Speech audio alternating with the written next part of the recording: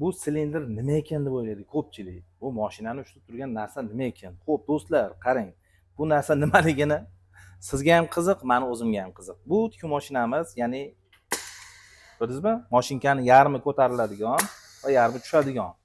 Mashinkani o'rtasidan bo'lib beradigan mexanizmisi ham bo'laveradi. Nima uchun bu mashina tepaga ko'tarilib va pastga tushyapti? Endi ushbu tikuv mashinamizni qulay tomonlariga keladigan bo'lsak, bu shagaychi tikuv mashinamiz vatilli, paxtali narsalarni bosib tikishga moslangan, ichiga paxta solingan, vatin solingan, ya'ni yumshoq mebellarni tikishda, masalan, mana chetini tikib oladi-da, ichini keyin qovishga yoki ichiga bir narsalar o'rnatishga to'g'ri kelib qoladi. O'sha paytda aynan ushbu tikuv mashinani ko'tarib turib, mana bunga o'xshagan materialni qo'yasiz-da, pedalni bosganingizda mana tikib ketaveradi. Ishlashini ham ko'ryapsizmi? Juda ham yumshoq, yaxshi. Ipini kesadi, mana chiqarib beradi. Mana orqa tomonda. Mana ko'ryapsizmi? Qalin, bu koja, naturalniy toza koja mana.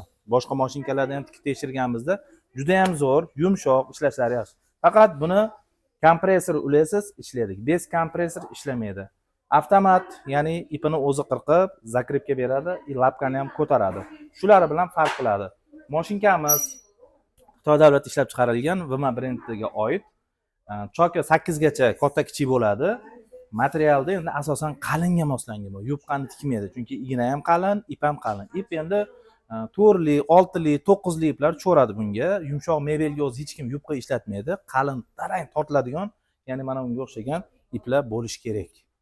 Bu mashinamizni elektron qismiga 3 yil kafolat beramiz. Agar sizda kompressor bo'lsa, tikuv sexingiz yoki bo'lmasa yumshoq mebel ishlab chiqaradigan fabrikangiz bo'lsa, ushbu tikuv mashina sizga aynan qo'l keladi. Do'stlar, o'zingizni qiziqtirgan savollar, takliflar bo'lsa, biz manzilda eslatib o'tamiz. Manzilimiz Toshkent shahar, Farxatskiyda bu mashinkamiz turibdi. Kelib, o'sha Farxatskiy bozorda aynan shunga o'xshagan mashinka oqtarib yurgan do'stlar o'zida tikadigan materialni olib kelib tikib tekshirib ko'rsa bo'ladi. Agar ma'qul kelsa, xarid qilaverasiz. Bundan o'zi bir dona keldi, videolari bor edi. Ko'rgan edik, Xitoydan zakaz qildik, keldi. Video sizga foydali bo'lgan bo'lsa, ters like bosib qo'yasiz va kanalimizga obuna bo'lishni unutmang. Sizlar bilan Nurlar O'zboyev xuddi shunga o'xshagan noodatiy tikuv mashinalarni ko'rsatishda davom etamiz. Sog' bo'ling.